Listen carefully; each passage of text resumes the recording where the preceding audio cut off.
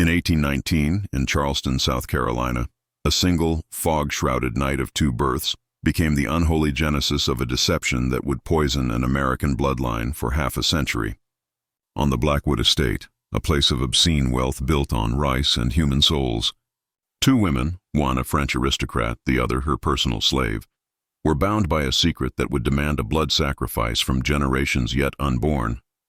What happened in that mansion as a storm raged over the harbor was more than a desperate act. It was a calculated switching of fates, a dark baptism that set in motion a curse of privilege and identity. The official histories, the ones etched in stone and printed in leather-bound books, tell you of the Blackwood dynasty's power, its influence that reached the very halls of Washington. But they lie. You're not supposed to know this, but the real history was written in whispers, in the terrified glances between slaves, and in the ink of a forged birth ledger. That night, two infant boys were swapped in their cradles, one born to inherit the world, the other born into bondage. But the soul that entered the master's house was not the one intended for it, and the soul condemned to the slave quarters carried the blood of kings. This single act of maternal desperation and aristocratic preservation didn't just alter two lives. It created a fissure in reality, a timeline corrupted by a lie so profound that the universe itself would spend the next 50 years trying to violently correct it. The story you're about to hear is not in any textbook. It was pieced together from scorched letters, from courthouse gossip buried in archives, and from the deathbed confession of a midwife who claimed the devil himself had held the candle that night. This is the story of how a mother's love became a dynasty's deadliest poison. Charleston in 1819 was a city of ghosts and grandeur. A jewel built on a swamp, its air thick with the scent of magnolias and the stench of the slave markets on Chalmers Street. And on the grandest avenue, overlooking the Atlantic, stood Blackwood Manor. It wasn't a home. It was a fortress of ambition, its towering white columns like bleached bones rising from the manicured lawns. The master of this domain was Julian Blackwood, a man whose cruelty was as legendary as his fortune. At 45, he was a patriarch in the Roman sense of the word, absolute, terrifying, his moods shifting like the treacherous low-country tides. His power was not just in his vast plantations that stretched for miles, worked by hundreds of souls he owned, but in the psychological terror he wielded over his own family. And at the heart of this gilded cage was his young wife, the Countess Isabel de Chastellux. She had arrived from France 5 years earlier, a political refugee of the Napoleonic turmoil, her title and beauty the only currency she had left. Julian Blackwood had bought her, as he bought everything. At 24, Isabel was a portrait of porcelain fragility, with eyes the color of a stormy sea that held secrets far older than her years. She moved through the oppressive halls of the manor like a phantom, her Parisian silks rustling a lonely protest against the humid Charleston air. The other plantation wives envied her for her elegance, her fluency in 3 languages, her haunting skill on the pianoforte. But they did not see what the house slaves saw. They did not see the bruises hidden by her high collars, or the way her hands trembled when her husband entered a room. Isabel was a prisoner, and she knew it. Her only escape was into the arms of another man, a secret that was already a ticking bomb beneath the foundations of the Blackwood dynasty. Watching the Countess from the shadows was a woman who understood the true nature of cages better than anyone. Her name was Elodie. She was Isabel's personal attendant, her shadow, her confessor, and her slave. Given to Isabel as part of her dowry, Elodie was a quiet mystery within the household. She was a mulatto, her skin the color of warm honey, her features fine and sharp. But it was her eyes that held you, impossibly intelligent, ancient, and carrying a sorrow that seemed to defy her 22 years. Unlike the other slaves, Elodie could read and write, not just in English but in French, a skill Isabel had taught her during the long, lonely nights in the manor. This education set her apart, creating a strange and dangerous intimacy between mistress and slave. They were two sides of the same coin, both owned by Julian Blackwood, both trapped by his whims. Elodie was his property in law. Isabel was his property in practice. Elodie navigated the treacherous currents of the household with a silent grace that masked a furious, calculating mind. She saw everything. She knew of the secret visits from the young doctor, Jean-Luc, whose passionate talk of revolution and freedom filled the Countess's chambers when the master was away. and she knew of the master's own nocturnal visits, to the slave quarters, to her own small room at the back of the house. She knew the brutal, unspoken law of the plantation. A slave woman's body was just another piece of her master's property. Elodie bore this violation with a chilling stoicism, but within her, a cold, hard diamond of hatred was forming. A hatred not just for Julian Blackwood, but for the entire system that made his monstrosity possible. And soon, that hatred would find a vessel, a purpose so audacious it would threaten to burn the entire corrupt world to the ground. Some truths are not meant for the light of day. They are creatures of the dark, and to drag them into the sun is to risk being burned alive by their gaze. An anonymous Charleston philosopher, c. 1820. This sentiment was the unspoken creed of the city's elite, and no one embodied it more than Dr. Jean-Luc Dubois, a fellow French exile. He had a fire in his eyes that matched the revolutionary fervor he had barely escaped in his homeland. He treated the ailments of Charleston's wealthiest families, his calm bedside manner and Parisian charm making him a trusted figure. But his true practice took place in secret, in the candlelit drawing room of Blackwood Manor, where his patient was not suffering from any physical malady, but from a profound sickness of the soul.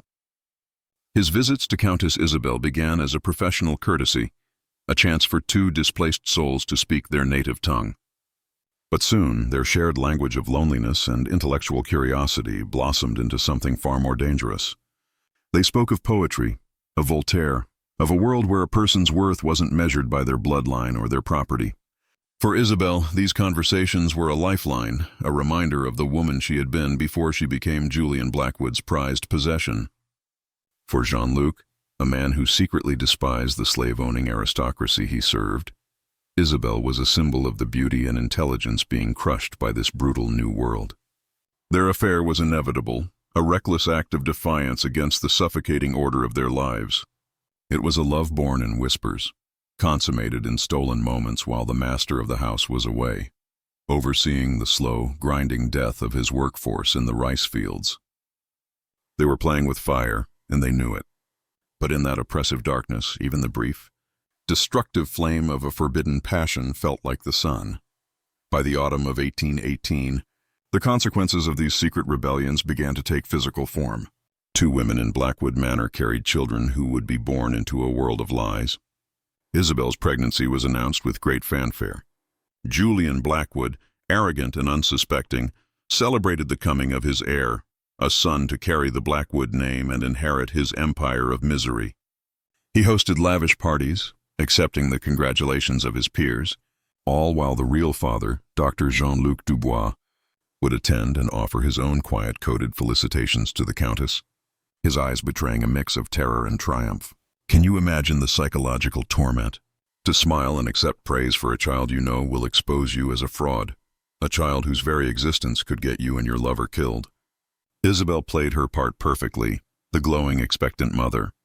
But in the quiet of her chambers, with only Elodie for company, the mask would fall.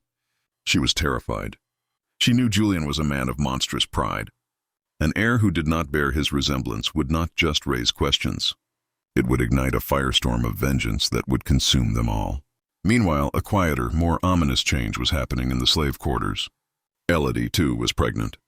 There was no announcement, no celebration. It was a simple, brutal fact of life on the plantation. The household staff whispered, their eyes full of pity and fear. They all knew whose child it was.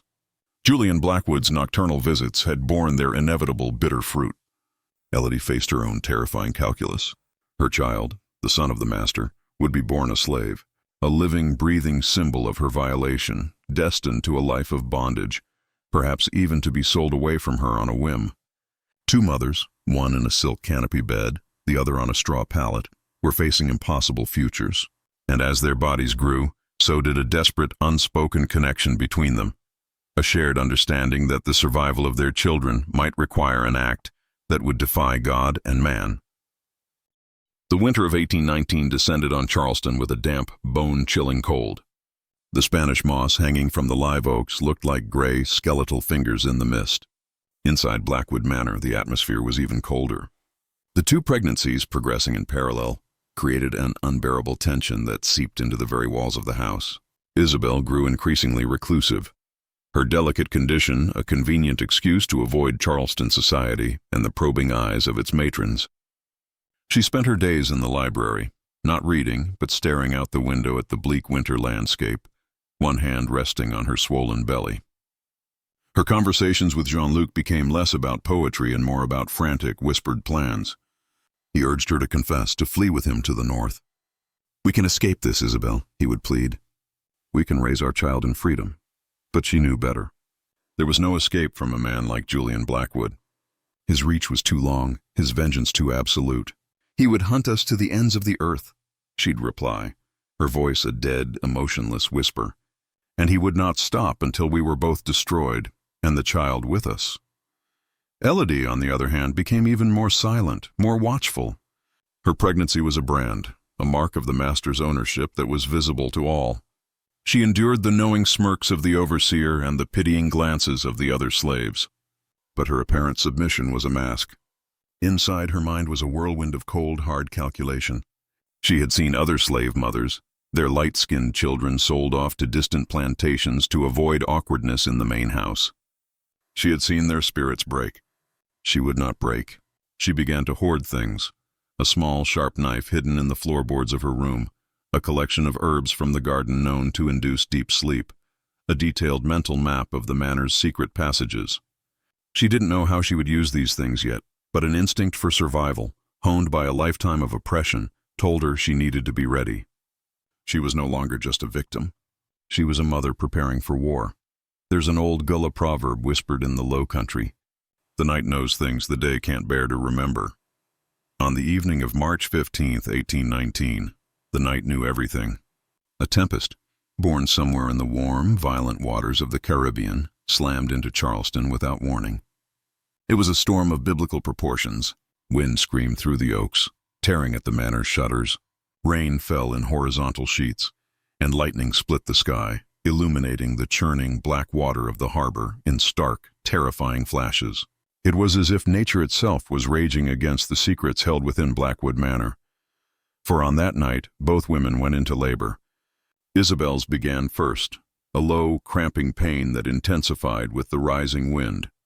Dr. Jean-Luc was summoned, his face a pale mask of anxiety as he fought his way through the storm. Julian Blackwood, annoyed by the disruption and the feminine mess of childbirth, retired to his study with a bottle of brandy, demanding to be informed only when the boy arrives.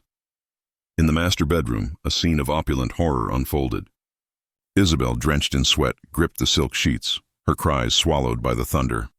Jean-Luc, his hands shaking, tried to maintain the fiction of being a dispassionate physician, but every pained scream from the woman he loved was a knife in his gut.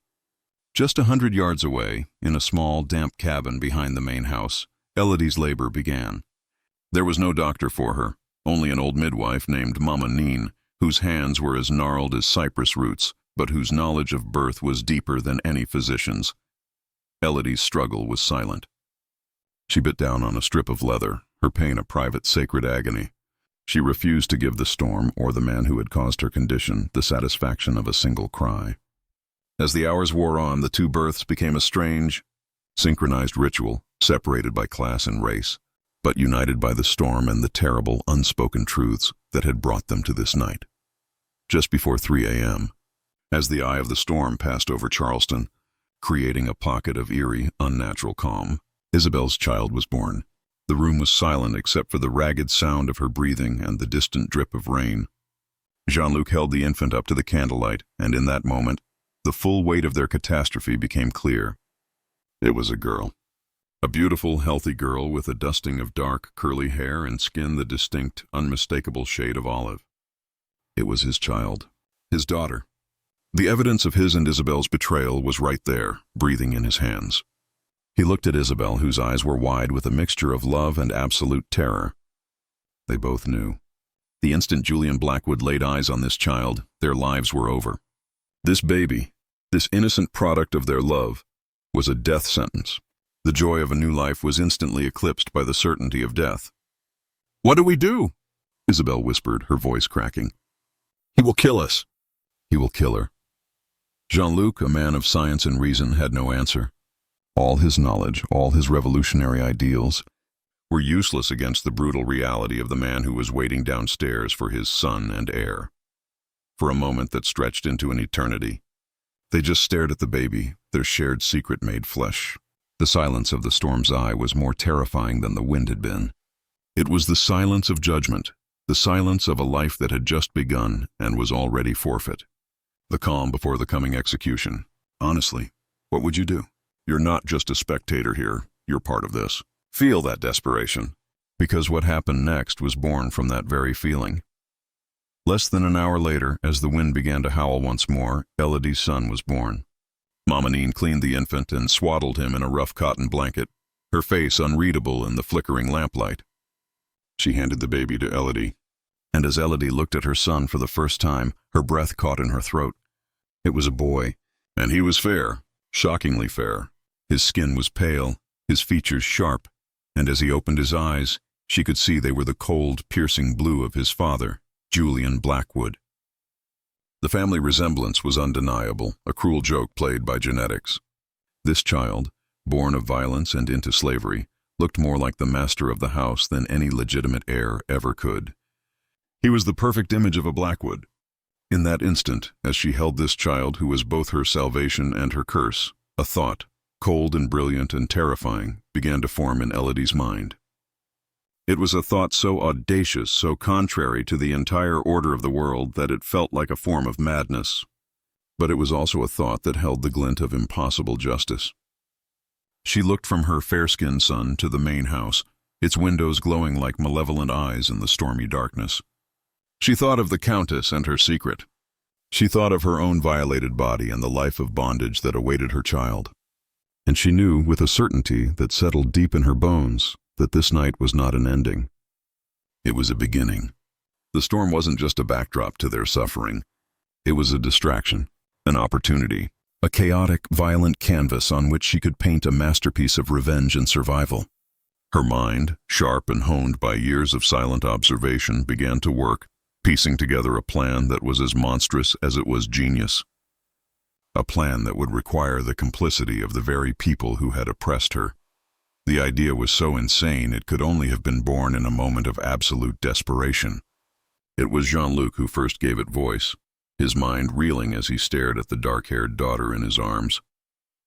But the true architect of the plot was Mama Neen, the old midwife. She moved between the main house and the slave cabin like a ghost, her presence barely registered by the panicked occupants. She had delivered Isabel's daughter. She had delivered Elodie's son, and she alone understood the full, terrible symmetry of the situation. After ensuring Julian Blackwood was still deep in his drunken stupor, Mama Neen appeared in the doorway of Isabel's bedroom. She didn't speak. She just beckoned with one gnarled finger. Jean-Luc, confused and desperate, followed her out into the raging storm, across the muddy yard, to Elodie's cabin. There, in the dim, smoky light, he saw it. He saw the fair-skinned boy with the unmistakable Blackwood eyes. And he understood. The plan unfolded in a series of frantic, hushed whispers. A conspiracy forged between a terrified doctor, a desperate aristocrat, a vengeful slave, and a wise old woman who had seen too much of the world's cruelty. The proposal was simple, and it was monstrous. They would switch the children. Elodie's son, the child of the master, would be presented to Julian Blackwood as his true-born heir. He would be raised with all the privilege, wealth, and power that was his birthright by blood, if not by law. Isabel's daughter, the child of a secret love, would be claimed by Elodie. She would be raised as a slave, but she would be alive. She would be safe from Julian's wrath, hidden in plain sight, her true identity known only to the 4 people in that room. It was a pact with the devil, a gamble with the souls of 2 innocent children. Can you even begin to comprehend the choice they faced? For Isabel, it was a sacrifice of unimaginable proportions. To save her daughter's life, she had to condemn her to slavery. She would have to watch her child grow up as property, unable to claim her, unable to give her the life she deserved. Every day would be a living torment, seeing her own flesh and blood bow and scrape, call her mistress. It was a mother's worst nightmare made real. And yet, the alternative was her daughter's certain death. Julian Blackwood would not have hesitated. So she agreed. Her consent was a choked, broken sob in the storm-tossed darkness, the sound of a heart breaking in two. For Elodie, the choice was just as complex. a bitter cocktail of justice and sacrifice. Her son would live a life of freedom and immense power. He would rule the very plantation where he was born into bondage. It was a revenge so perfect, so poetic, it was almost divine. He would unknowingly avenge his mother's violation every single day of his life. But the cost? She would have to give him up. She could never be his mother. She would have to call him master. She would serve the child she had borne. Watch him grow into a man who was part of the system that oppressed her, and her secret love for him would be a poison she would have to swallow every day. And she would have to raise another woman's child, a constant living reminder of the son she had lost. But it was a path to survival. For her son, and for herself. What guarantee do I have? Elodie's voice was steady, cutting through the emotional chaos.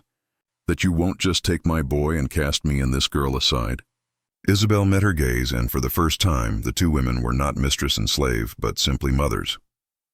Because, Isabel whispered, my daughter's life will be in your hands, and your son's life will be in mine. We will be each other's prisoners forever.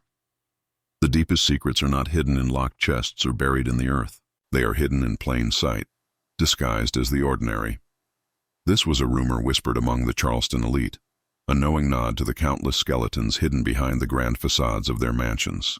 And on the morning of March 16, 1819, the greatest secret in Blackwood history was about to be hidden in the most ordinary way imaginable, in a mother's arms. The physical exchange was a brutal, hurried affair, carried out in the gray pre-dawn light as the storm finally exhausted itself. Mamanine orchestrated it with grim efficiency. She took the fair-skinned boy from Elodie's arms. For a moment Elodie clung to him, her face a mask of anguish, memorizing every feature of the son she was about to lose forever. Then, Mamanine placed Isabel's dark-haired daughter into her arms. The baby girl, so different from her own, felt alien, a symbol of her sacrifice. In the main house, the scene was reversed. Isabel, her body weak, her soul shattered, held Elodie's son. She looked down at the child with the cold blue eyes of the man she despised, and she knew she would have to love him. She would have to pretend he was her own, her beloved heir. It was the performance of a lifetime, and it had just begun. Jean-Luc, his hands now steady, was the final piece of the puzzle. He took the old family Bible, the one used to record all Blackwood births and deaths. With a quill and a bottle of ink, he forged the entry. He wrote the name Augustus Blackwood, and beside it, the date and a note, a healthy son, heir to the Blackwood fortune. Born during the Great Storm. In the slave ledger, a far less sacred document, he made another entry for a girl named Amara, born to the slave Elodie. 2 strokes of a pen. 2 lives, 2 fates irrevocably swapped. When Julian Blackwood finally awoke from his drunken sleep, he was presented with his son. He held the boy, saw his own features reflected back at him, and grunted in satisfaction. The deception had begun, and the silence of the 4 conspirators was the lock on a tomb that now held the truth. The first few years were a masterclass in psychological warfare.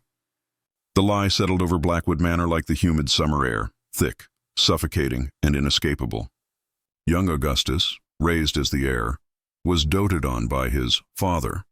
Julian saw in the boy a perfect reflection of himself. The same fair hair, the same piercing eyes, the same nascent arrogance. He was blind to the truth, his ego so vast he could never imagine being deceived. Augustus was given the finest tutors, the best clothes, a pony to ride. He was being groomed to become the next master, the next tyrant. Isabel played the role of the devoted mother, but it was a performance that was slowly killing her. Every time she looked at Augustus, she saw the man who had violated Elodie and imprisoned her. And her heart ached with a physical pain for the daughter she could not claim, the little girl named Amara who was growing up in the slave quarters.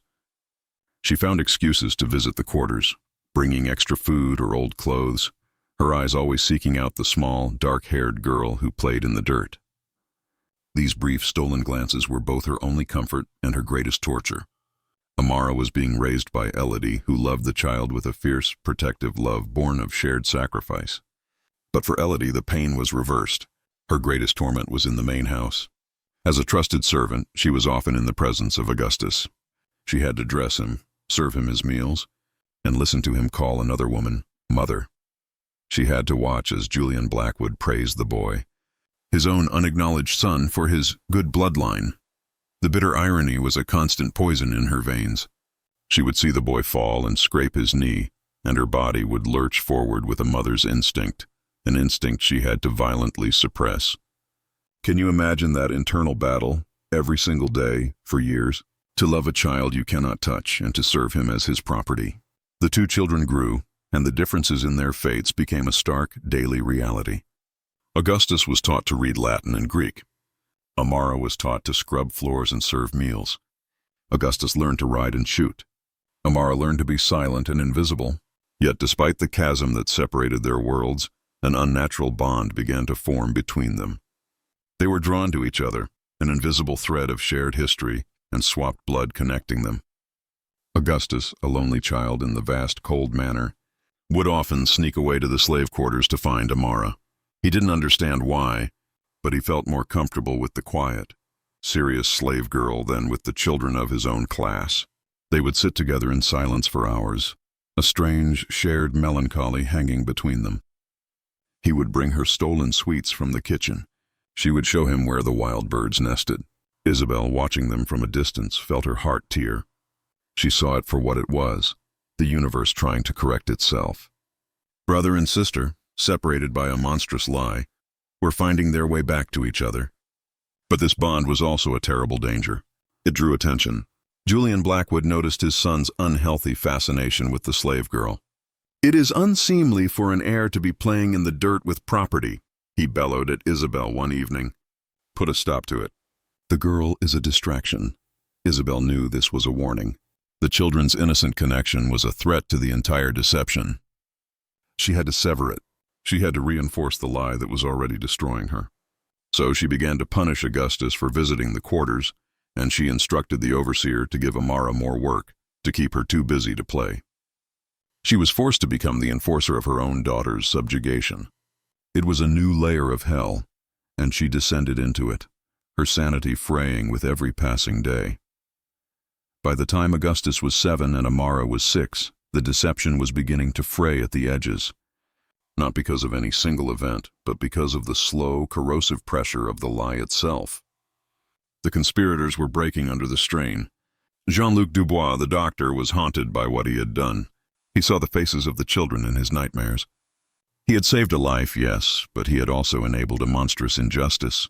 He began to drink heavily, his once steady hands now trembling.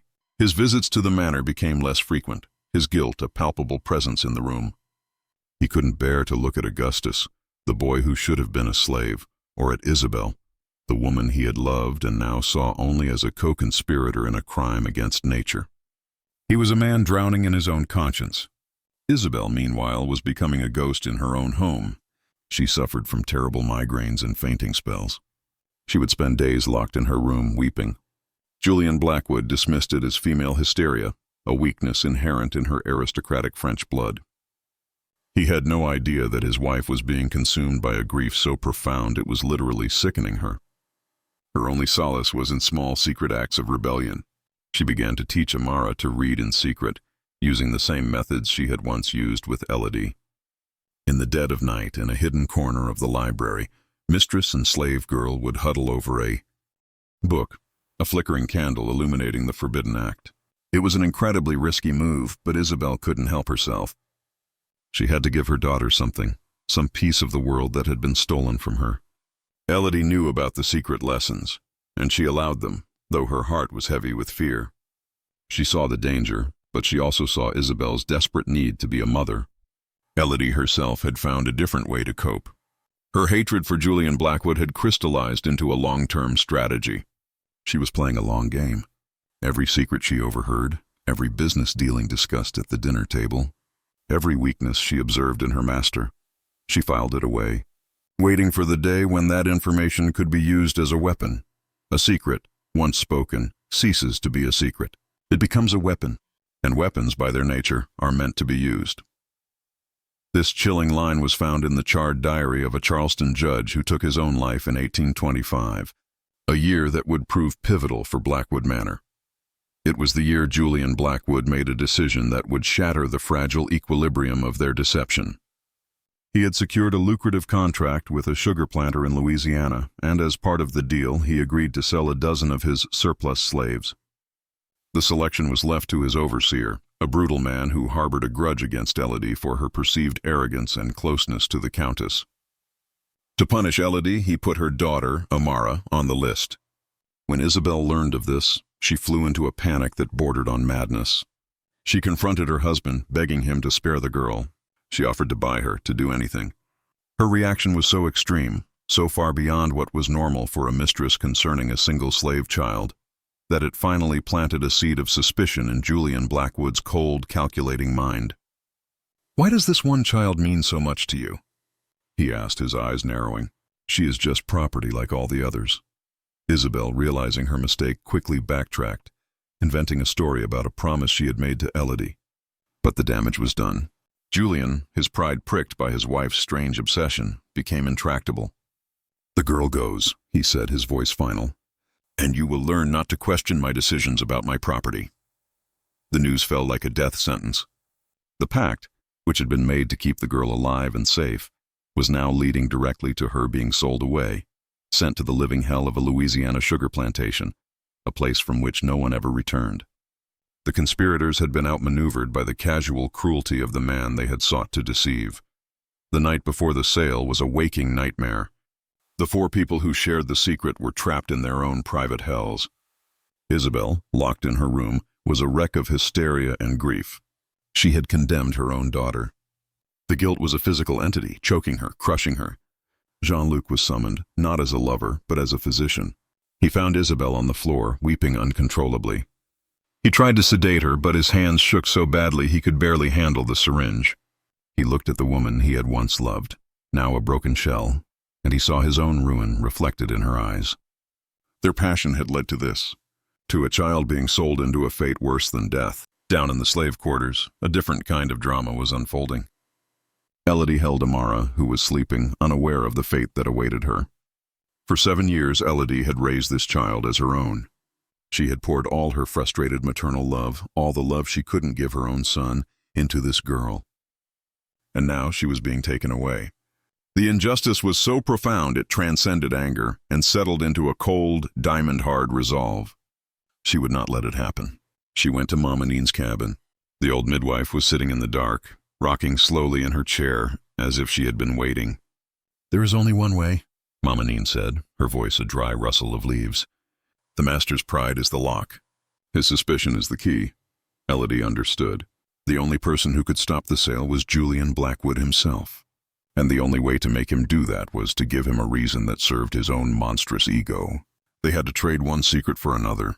It was a terrifying gamble. To save the girl, they would have to risk exposing the entire deception. As dawn broke, casting a sickly yellow light over the manor, Elodie made her move. She requested a private audience with the master, a bold and almost suicidal act for a slave. Julian Blackwood, intrigued by her audacity, agreed to see her in his study. He sat behind his massive oak desk, a portrait of absolute power, and gestured for her to speak. Elodie's heart was hammering against her ribs, but her voice was as calm and steady as a frozen river. "Master Blackwood," she began, "I have come to you about the girl, Amara." "The matter is closed," he said, his voice laced with menace. "She is being sold." "I understand," Elodie said. "But there is something you do not know. Something the Countess has hidden from you." That got his attention. His eyes narrowed to slits. "Go on." What Elodie did next was an act of breathtaking psychological manipulation. She did not reveal the switch. Instead, she wove a new lie, a lie built around the kernel of a truth he already suspected. She told him that Amara was not her child. She told him the girl was the Countess's illegitimate daughter, fathered by an unknown lover before she even came to America. She claimed the Countess had smuggled the baby with her and forced Elodie to claim her, to avoid a scandal. "She loves the girl because the child is her own blood," Elodie whispered, her eyes wide with feigned fear and loyalty. Her own secret? The lie was perfect. It explained Isabel's frantic, irrational behavior. It fed Julian's deepest insecurities about his wife, his suspicion that this foreign aristocrat had secrets he couldn't control. And most importantly, it weaponized his pride. The thought that his wife had been hiding her own bastard child under his roof, passing her off as a common slave, was an intolerable insult. It was a stain on his honor, his name. To sell the girl now would be to admit he had been made a fool of. He had to keep her, to own her, to control her, as another way to punish his wife. "Get out!" he snarled at Elodie. She bowed and backed out of the room, her whole body trembling with the aftershock of her gamble. She didn't know if it had worked until an hour later, when the overseer came storming through the quarters, cursing that the master had changed his mind at the last minute. The girl Amara was to stay. Elodie had won, but the price of this victory was a new, even more dangerous lie. A lie that now placed Amara directly in the crosshairs of Julian Blackwood's sadistic attention. The aftermath of Elodie's gamble was a new and more twisted form of torment. Amara was safe from the sugar fields of Louisiana, but she was now a prisoner of Julian Blackwood's wounded pride. He brought her into the main house, not out of kindness, but as a living instrument of psychological torture against his wife. He made Amara into Isabel's personal handmaiden. Can you feel the cruelty in that? Isabel was now forced into constant, intimate contact with the daughter she could never claim. She had to watch as Amara served her meals, drew her bath, and brushed her hair. She had to endure the child calling her Mistress Isabel. Every touch was a forbidden caress, every word a dagger in her heart. And Julian watched them. He delighted in Isabel's visible pain, mistaking her maternal agony for the guilt of a deceitful wife.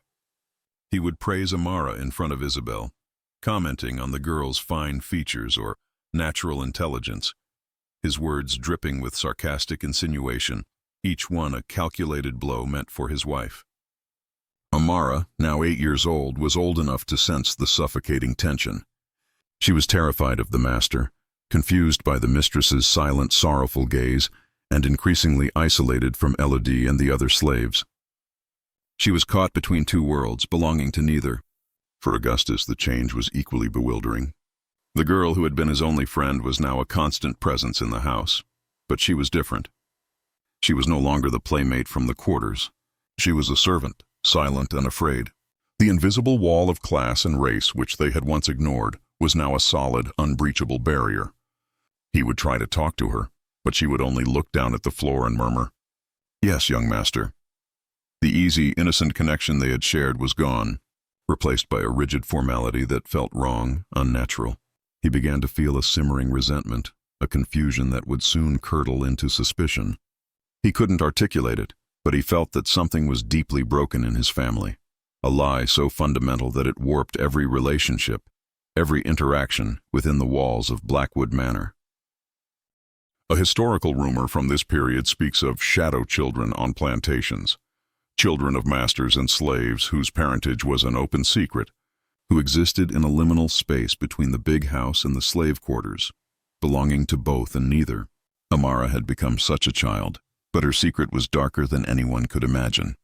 As she grew into a young woman under the oppressive watch of Julian Blackwood, she developed a quiet, unnerving perceptiveness. Her life depended on her ability to read moods, to anticipate desires, to become invisible when necessary. This constant state of high alert honed her intelligence into a sharp, analytical tool. She watched everyone.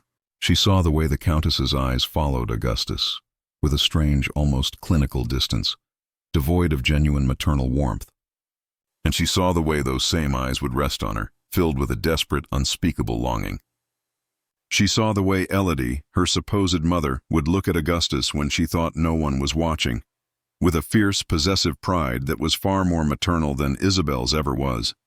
Amara started to piece together the inconsistencies. She compared her own features in the mirror with Elodie's, and then with the Countess's. She saw the truth reflected in the silvered glass. Her straight, dark hair was the Countess's. Her gray eyes were the Countess's. She started listening at doors, her ears trained to catch the faintest whisper. She heard the servants gossiping about the bad blood in the Blackwood family, the secrets that won't stay buried. One night she overheard a drunken conversation between two housemaids.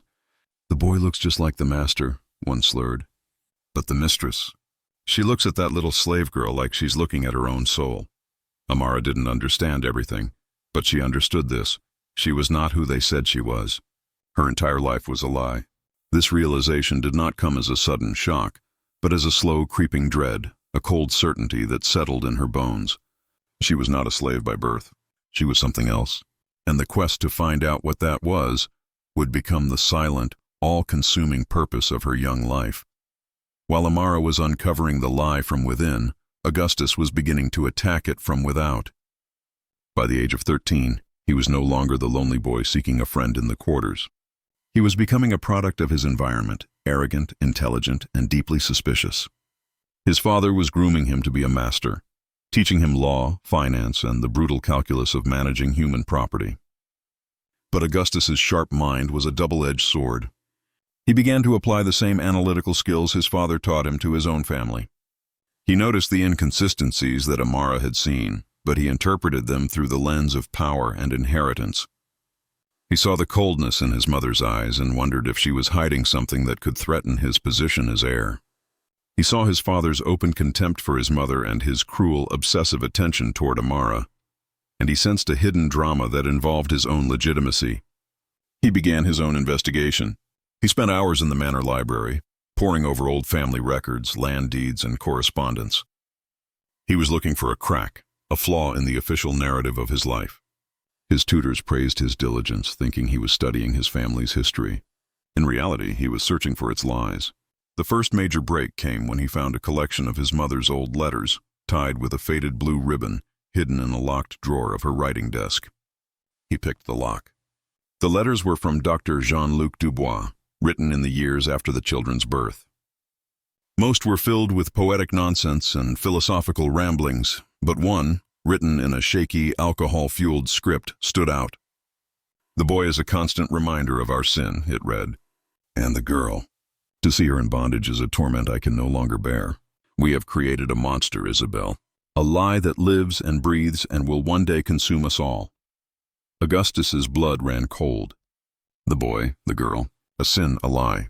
It was cryptic, but it was proof. Proof that his birth was connected to Amara's, and that Dr. Dubois was somehow involved.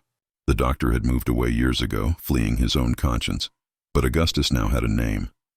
A loose thread, and he began to pull. If you've come this far on this journey into the dark, comment, "The truth bleeds through" below. You're not just watching a story anymore. You're becoming a witness to a history that was meant to be erased. Augustus's discovery of the letter transformed his suspicion into a cold, methodical obsession. He was no longer just a boy. He was a prosecutor, and his own family were the defendants. He knew he couldn't confront his mother directly. She was a master of evasion, and he didn't have enough evidence to break her. He needed more. He needed to understand the nature of the sin and the lie. He turned his attention to the one person who seemed to be at the center of every secret, Elodie. He began to watch her, not as a master watches a slave, but as a predator stalks its prey. He noted her quiet, dignified movements, the intelligence in her eyes that she tried so hard to conceal. He noticed the subtle, almost imperceptible way she managed the household, influencing decisions, gathering information. She was more than just a head housekeeper. She was the secret nexus of power in the manor. He decided to set a trap.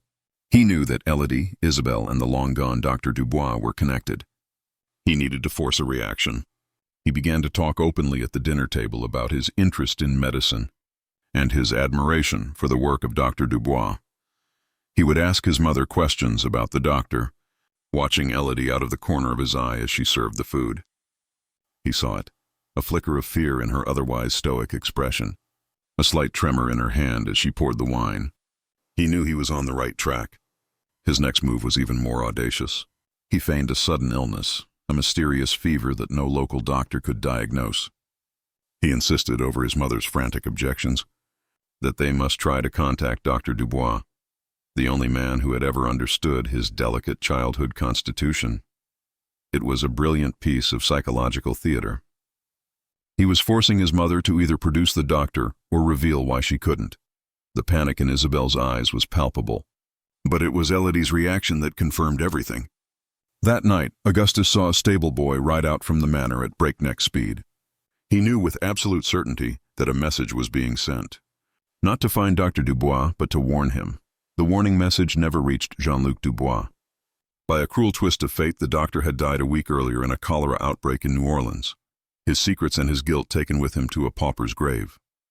The news of his death, when it finally returned to Charleston, was a devastating blow to Isabel. But for Augustus, it was a strategic setback. His primary lead was gone. But the failed attempt to contact the doctor had yielded an unexpected prize. In her panic, Isabel had been careless. Augustus found her trying to burn a small leather-bound journal in her fireplace. He snatched it from the flames, his hand singed by the heat, and beat out the embers. The journal was Jean-Luc's, a private log he had kept during his time in Charleston. Most of it was mundane medical notes, but the last few pages, written in the months leading up to his departure, were a confession. He wrote of the storm, the 2 births, the terrible, necessary exchange. He described the agony of watching his own daughter, A, grow up as a slave, and the guilt of seeing the boy, A, the rightful heir by blood, raised as a usurper. He didn't use full names, only initials, but the meaning was terrifyingly clear. Augustus stood in his room, the scorched journal in his hands, and the entire world rearranged itself around him. He was not Augustus Blackwood. He was the son of a slave. The girl he had felt so drawn to, the girl he had watched be tormented and abused, was not just a slave. She was Amara de Chastellux Blackwood, his sister, the rightful heir, and he was a fraud, a usurper, the heir to nothing. The rage that filled him was a pure white-hot fire. It wasn't just anger at the deception. It was a primal fury at having his entire identity, his very existence, revealed as a lie. And in that moment, the boy died, and a man was born. A man forged in the fire of a terrible truth. A man who would not seek justice, but vengeance. The silence that followed Augustus's discovery was more terrifying than any confrontation. He didn't explode. He didn't rage. He went cold. For a week he moved through the manor like a ghost, his face an unreadable mask, his blue eyes holding a new, chilling depth. He was observing, calculating, planning. He was no longer trying to uncover the truth. He was deciding how to use it as a weapon. He now saw everything with a terrifying clarity. He saw the way his mother flinched when he entered a room, the way Elodie watched him with a mixture of fear and a strange, heartbreaking pride. He understood it all now. Elodie was his mother. This woman, this slave who had served him his entire life, was his mother. The thought was so monumental it almost broke him. But his rage was stronger than his grief. He began to test his newfound power. He started with Isabel. He would leave the scorched journal on her pillow. He would hum a French lullaby he knew she used to sing to Amara in secret. Small, cruel acts of psychological torture designed to let her know that he knew. He watched her unravel, her composure shattering, her hands constantly shaking. She was living in a state of perpetual terror, waiting for the axe to fall. Then he turned his attention to his father. He couldn't expose the truth to Julian Blackwood directly. The man's pride would lead him to kill everyone involved, Augustus included. So he began a more subtle campaign. He started questioning his father's business decisions, pointing out flaws in his logic with a precocious, cutting intelligence. He used the knowledge Elodie had unknowingly passed to him over the years, the secrets of the Blackwood Empire she had observed.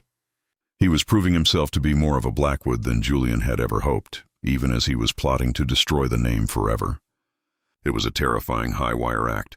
He was living a double life, playing the part of the dutiful heir while secretly sharpening the knife that would slit his family's throat. And the person he was most careful with was Elodie, his real mother. He couldn't bring himself to confront her. What would he even say? The chasm between them, master and slave, son and mother, was too vast, too painful to cross. So he just watched her, his heart a confusing mix of love, pity, and a cold, strategic calculation. She was the key. She was the one who had suffered the most, and she would be the instrument of his final, devastating revenge. There's a saying among trial lawyers: never ask a question you don't already know the answer to. Augustus, now 15, had evolved. He was no longer just asking questions. He was orchestrating a trial, and the first witness he called to his silent, personal stand was Amara. He had to know what she knew, what she felt. He cornered her one evening in the deserted library, a place that had once been their secret refuge. She was now 14, a young woman of startling, quiet beauty, her eyes holding the weary wisdom of someone who had survived a war. "Do you know who you are?" he asked, his voice low and intense. She didn't feign ignorance. She just looked at him, her gaze steady. "I know I am not Elodie's daughter. You are the daughter of Isabel de Chastellux," Augustus said, the words feeling like stones in his mouth. "And you are the daughter of Julian Blackwood." Amara flinched, as if struck. The second part of the truth was a horror she hadn't allowed herself to consider. "No," she whispered. "My father was Dr. Dubois." Augustus shook his head, a grim, bitter smile on his face. "No, that is my legacy. My father was the doctor. Your father is the monster who owns this house." He showed her the journal. He laid out the entire sordid story. The switch, the lies, the sacrifice. He watched her face as the full, crushing weight of the truth settled on her. He expected tears, rage, a breakdown. He saw none of it. Her face became a mask of ice. Years of suppressing her emotions, of surviving by being unreadable, had forged her into something as hard and unbreakable as steel. "What do you want?" she finally asked, her voice flat. It was the question he had been waiting for. It was the moment he shifted from informant to general. "I want to burn it all to the ground," he said, his voice a low, dangerous growl. "I want to destroy him. I want to destroy the name Blackwood, and I want you to have what is rightfully yours. The house, the money, the power, everything. Her brother, the boy who had lived her life, and for the first time, she saw him as her, but as a fellow victim, a fellow survivor, and an ally." "How?" she whispered. The plan Augustus devised was not one of simple revelation. That would be too easy. He wanted to orchestrate a complete and total implosion, a demolition of the Blackwood dynasty from the inside out. It would be a slow, agonizing death, not a quick execution, and it would require the unwitting participation of Julian Blackwood himself. The first step was to secure the future for those who had been wronged. Augustus, using his position as heir apparent, began to secretly manipulate his father's finances. He was a prodigy with numbers, and Julian, blinded by his pride in his son's acumen, gave him increasing control over the estate's ledgers. Augustus started siphoning off small, untraceable amounts of money, funneling them into a secret trust he had established under a false name. This was for Elodie, a fund that would one day allow her to buy her freedom and live in comfort. He then began to alter land deeds. Using his legal training, he found loopholes, ancient clauses in the original Blackwood land grants. He started legally transferring ownership of small, remote parcels of the plantation to another hidden entity. This was for Amara. By the time he was done, she would be the secret owner of nearly a third of the Blackwood estate. It was a brilliant, painstaking act of legal sabotage, carried out right under the nose of the man he was destroying. While Augustus secured their future, Amara's role was to secure the past. She needed to find irrefutable proof, something more concrete than a dead man's journal. Her target was Mama Neen, the old midwife, now ancient and living in a small cabin on the edge of the property, her mind clouded by age but still holding the key to that night. Amara began to visit her, bringing her food, tending to her. Slowly, patiently, she earned the old woman's trust. She didn't ask about the switch directly. Instead, she asked about the storm, about the 2 babies born in one night. And one day, Mama Neen's memory cleared. She looked at Amara, her rheumy eyes focusing for the first time. "You have your mother's eyes," she rasped. "The French lady. I held you first, before I gave you to the other one." And then she told Amara about a small wooden box, buried under the floorboards of her cabin. In it, she said, was a lock of hair from each baby, wrapped in a cloth stained with the blood of their birth. Tangible, physical, undeniable proof. While the siblings laid the foundation for their revenge, Isabel was living in a hell of her own making. The knowledge that Augustus knew the truth had completely broken her. She was a prisoner of his cold, silent judgment. He controlled her every move, not with threats, but with a glance, a word, a strategically placed reminder of her sin. She had become a ghost in her own life, a puppet whose strings were pulled by the boy she had raised but never loved. Her only remaining purpose, her only source of a twisted comfort, was Amara. Now that the secret was shared between the siblings, Isabel's interactions with her daughter changed. The sorrowful longing was replaced by a desperate, fawning attention. She tried to give Amara gifts, a piece of jewelry, a silk dress. She tried to apologize, to explain. "I did it to save you," she would whisper, her eyes pleading for a forgiveness that would never come. Amara accepted the gifts, and she listened to the apologies, but her heart was a frozen stone. This woman was not her mother. Her mother was the one who had raised her, loved her, protected her. This woman was a stranger, a ghost who had condemned her to a life of servitude to save her own skin. "You did not save me," Amara told her one day, her voice devoid of all emotion. "You traded me. You traded my life for your comfort. Do not mistake that for love." The words struck Isabel with the force of a physical blow. She had spent 17 years telling herself she had made a noble sacrifice. To have that last, desperate self-deception stripped away by the very child she had sacrificed was the final, unbearable cruelty. She began to fade, her physical health deteriorating rapidly. The vibrant French Countess was gone, replaced by a frail, skeletal woman who wandered the halls at night, whispering to herself in French. She was being consumed from the inside out by the acid of her own guilt, a process that Augustus watched with cold, detached satisfaction. Her slow, agonizing decay was a necessary part of his grand, terrible design. The year is 1836. Augustus is 17, a young man on the cusp of his majority, his intellect and cold charisma making him a respected, if feared, figure in Charleston. Julian Blackwood, now aging and increasingly reliant on his brilliant son, is oblivious to the web being woven around him. The final pieces of the plan were falling into place. Amara had recovered the box from Mama Neen's cabin. The 2 locks of hair, one blonde, one black, and the blood-stained cloth were the final, irrefutable evidence. It was time. But Augustus was not going to simply present the evidence to his father. His plan was far more theatrical, far more cruel. He would make Julian Blackwood the architect of his own destruction. He began to subtly plant seeds of doubt in his father's mind, not about his own parentage, but about his mother's fidelity. He would accidentally let slip a detail about Dr. Dubois that contradicted the family's official history. He would guide conversations toward the topic of inheritance law, specifically the arcane statutes concerning illegitimate children and their claims on an estate. He was preparing the battlefield, making his father paranoid and obsessed with the purity of his bloodline. The final move was a masterpiece of manipulation. He forged a letter, supposedly from an old associate of Dr. Dubois in New Orleans, addressed to Julian Blackwood. The letter was cryptic, hinting that the late doctor had a great and terrible secret concerning the Blackwood family, a secret that cast doubt on the true parentage of the Countess's issue. It hinted that proof of this secret might still be found among the doctor's surviving papers. The letter was designed to bypass Isabel entirely and ignite Julian's deepest fears. His pride, his legacy, his name. It was the perfect bait. And Julian, arrogant, paranoid, and utterly predictable, took it.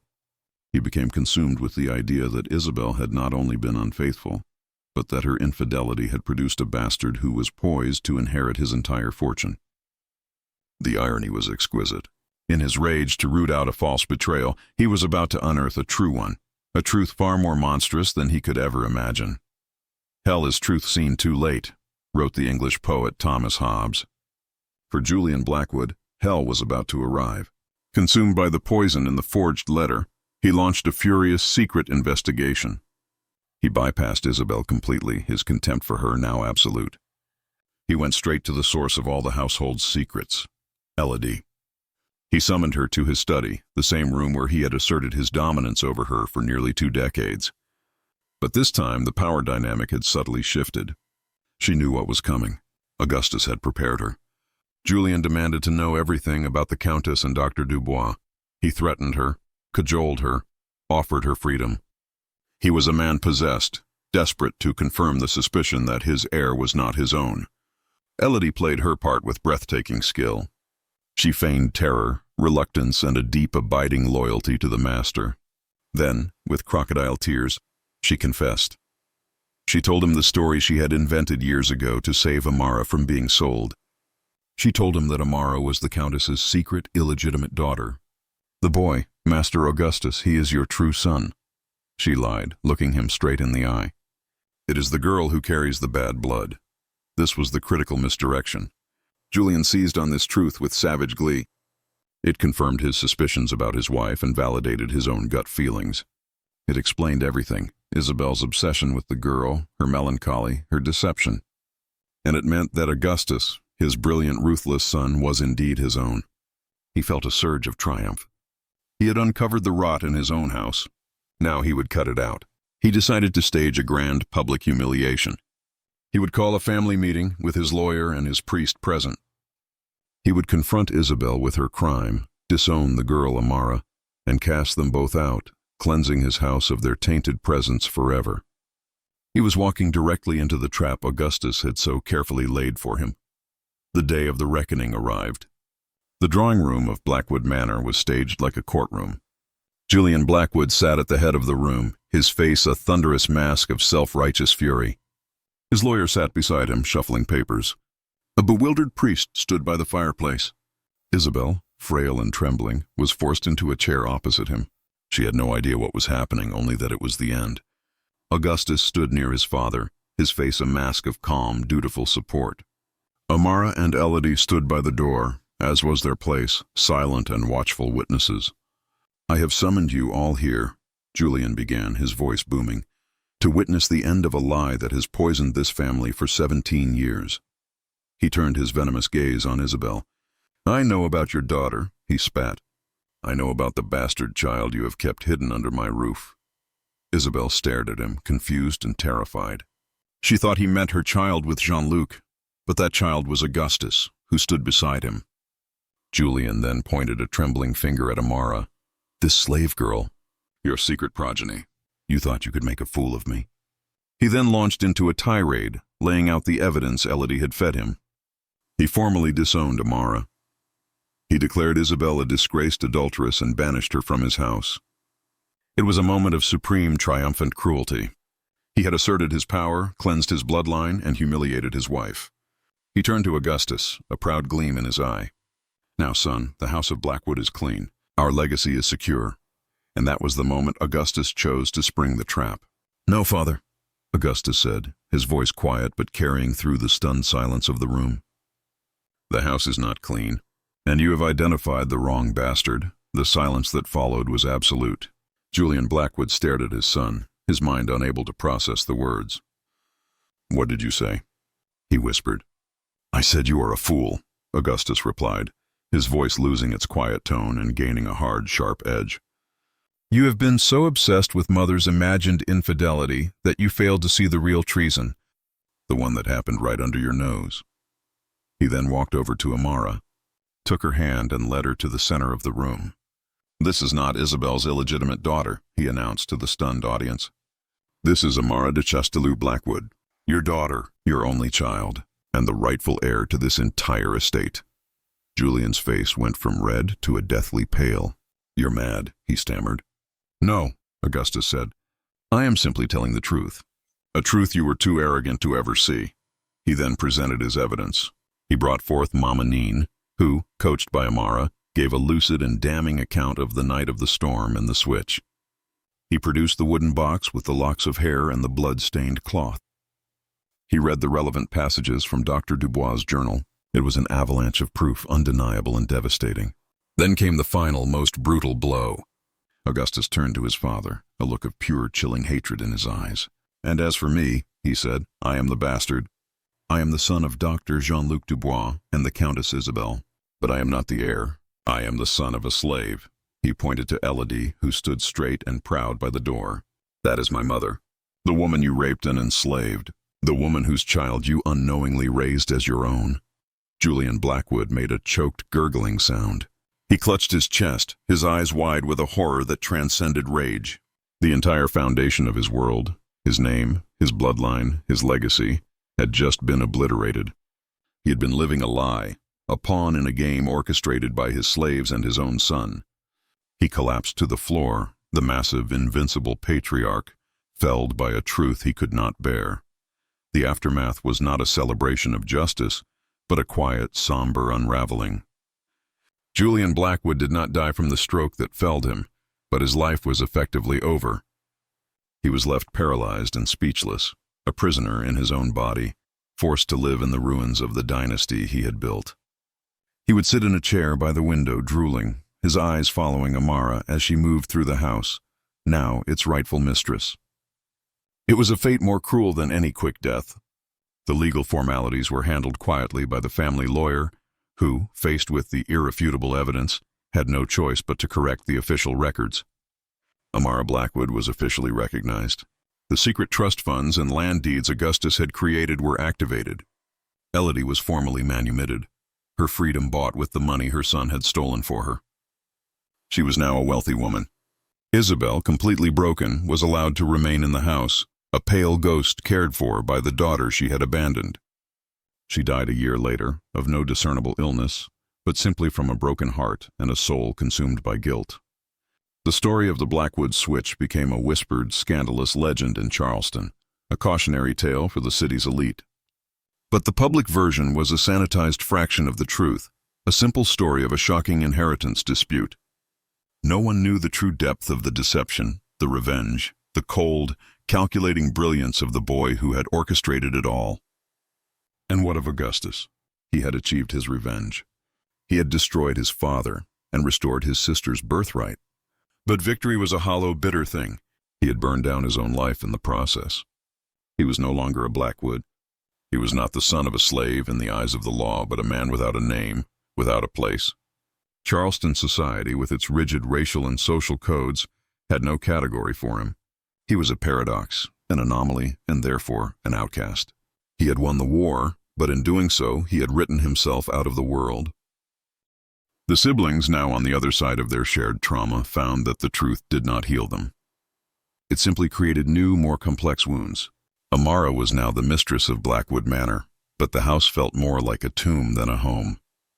She was a woman of immense wealth and property in a world that was not built for a woman, let alone a former slave, to hold such power. She was surrounded by lawyers, accountants, and opportunistic suitors, all trying to take advantage of her. She found that the skills she had learned to survive as a slave, silence, observation, mistrust, were the very skills she now needed to survive as an aristocrat. She ran the estate with a ruthless efficiency that would have made Julian Blackwood proud, but she found no joy in it. The power she had inherited felt like a curse, a constant reminder of the life that had been stolen from her. She never married. She never had children. The Blackwood bloodline, the very thing Julian had been so obsessed with preserving, would die with her. Augustus took the name Dubois and, with the portion of the estate Amara insisted he take, he left Charleston forever. He moved to the north to Philadelphia, where he used his fierce intellect to become a lawyer. But not just any lawyer. He became an abolitionist, one of the most radical and effective legal minds in the movement. He dedicated his life to dismantling the very system that had created him, using his intimate knowledge of its laws and hypocrisies to tear it apart, case by case. He fought for the freedom of others with a relentless, almost inhuman passion, but he never found his own. He was a man haunted by his own identity, forever caught between the two worlds he embodied. He was admired by his colleagues, but he allowed no one to get close. His victory had cost him the capacity for human connection. His revenge had left him utterly, profoundly alone. Elodie was, perhaps, the only one who found a semblance of peace. With her freedom and her fortune, she did not flee the South. She stayed in Charleston. She bought a handsome house in the city and used her wealth and influence to help other slaves. She became a pivotal figure in the city's free black community, a quiet matriarch who funded schools, bought the freedom of families, and served as a secret conduit for the Underground Railroad.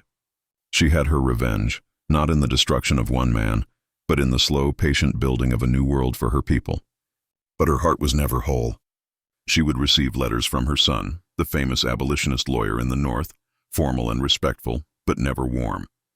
She would read about his legal victories in the newspapers with a fierce, secret pride. He was the son she could never claim, the living embodiment of her pain and her triumph. She had freed him, but in doing so had lost him forever. She would sometimes walk past Blackwood Manor and look up at its grand, cold facade. She would see Amara, a lonely figure in an upstairs window, and her heart would ache for the girl she had raised, the girl who was also a casualty of their war. She had saved both children in a way, but she had also broken them. The pact made in desperation on that stormy night had borne its final, bitter fruit. It had not just destroyed a family. It had revealed a deeper, more disturbing truth about the nature of identity, power, and justice. The system was so corrupt, so fundamentally broken, that the only way to achieve a semblance of justice was through a monstrous act that ruined everyone it touched.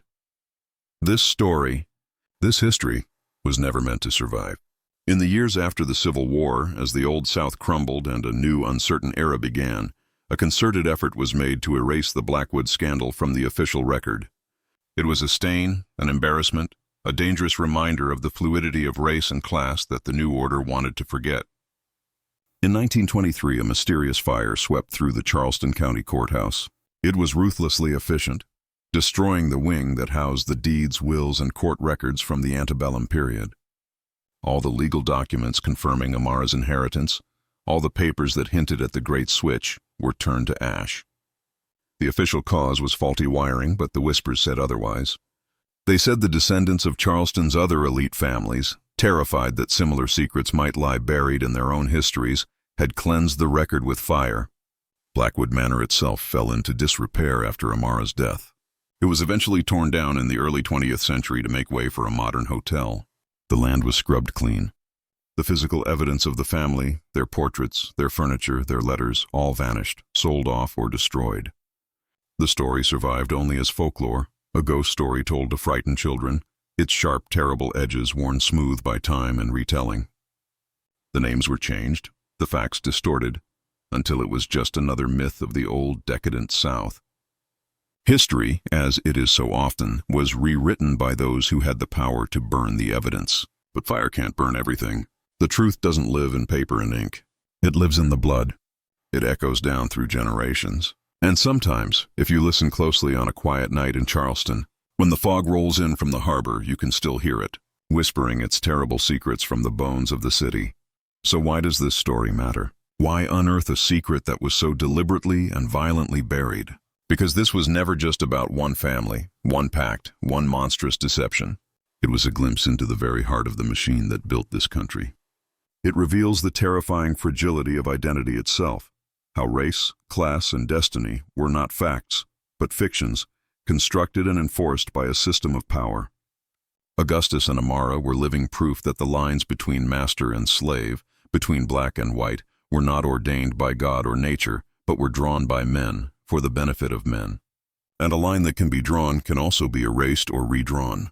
This truth was so dangerous, so subversive to the entire social order, that it had to be destroyed. The story of the Blackwood Switch shows us that history is not a settled, stable thing. It is a battlefield. It is a war of narratives, and the version we are taught is simply the one told by the victors. The real history, the human history, is often buried in the unmarked graves of the silenced, the erased, and the forgotten. This case was a tear in the fabric of that official narrative, a brief, terrifying look at the chaos and injustice churning just beneath the surface. It's a reminder that the world we inhabit is built on a foundation of secrets, and that the grandest houses often have the darkest cellars. What we think of as our identity, our heritage, our place in the world, might just be a story someone else told us, for reasons we may never fully understand. This case was never truly closed. It just faded into a mystery, leaving behind unsettling questions that echo to this day. Was the Blackwood Pact truly a unique, isolated event, a perfect storm of desperation and opportunity? Or was it just one example of a hidden practice, a silent, secret rebellion waged by women, black and white, trapped within a brutal patriarchal system? How many other heirs to great American fortunes grew up with the blood of the oppressed in their veins? How many slaves carried the secret of a noble lineage, their true identities lost to history? The fire of 1923 consumed the evidence, but it also ensured that we would never know the full extent of this shadow history. Perhaps that was the point. The destruction of the records wasn't just about protecting one family's legacy. It was about protecting the entire foundational lie of the aristocracy. But was everything truly revealed in the Blackwood case itself? Or does the real story remain hidden in the shadows? What other secrets did Elodie, Isabel, and Mama Neen take to their graves? What other manipulations and desperate acts were required to maintain their impossible deception for 17 years? The narrative we've pieced together is built from fragments, from whispers, from ghosts. And ghosts, as we know, rarely tell the whole story. The deepest truths might be the ones that can never be recovered, lost forever in the ashes of a history that was deliberately burned. What do you think really happened in the decades that followed? What becomes of a soul forged in such a crucible of lies? Leave your thoughts below, and subscribe for more untold stories that history tried to forget. This tale wasn't just about a switched identity. It was a profound and disturbing look into the darkness that lives inside the human heart when it is pushed to the absolute limit. It shows us that the roles we play, mother, father, master, slave, are just costumes. And when the survival of our bloodline is at stake, we are all capable of becoming monsters, or saints, or something far more complicated in between. The Pact of 1819 was a desperate act of love, a brilliant act of revenge, and a terrible crime, all at the same time. It proves that morality is a luxury, and that in the face of annihilation, the only truth that matters is survival. Because history's darkest secrets are not buried in the past. They are encoded in our DNA, walking among us, waiting for the right storm to be born again.